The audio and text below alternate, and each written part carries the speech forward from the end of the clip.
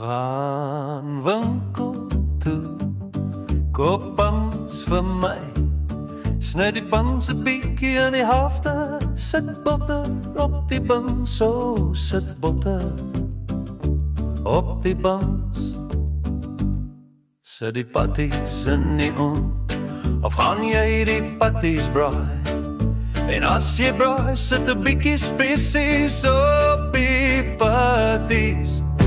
Ons het lekker warsbuns om 'n burger te bou. Ons het lekker warsbuns om patties op te sit. Ons het lekker warsbuns. Dis amper etenstyd. Hou maar die tomatiesoes uit die yskas uit.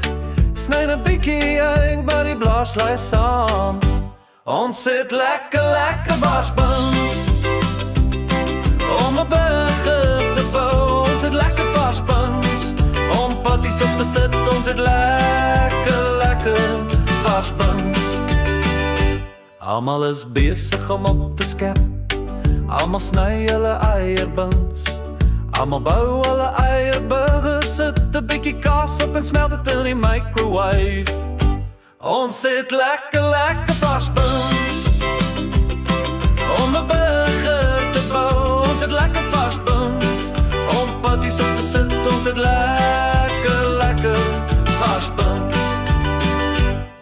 Die burgers is so lekker dat mense second rounds gaan. Dan begin die proses weer van burgers bou.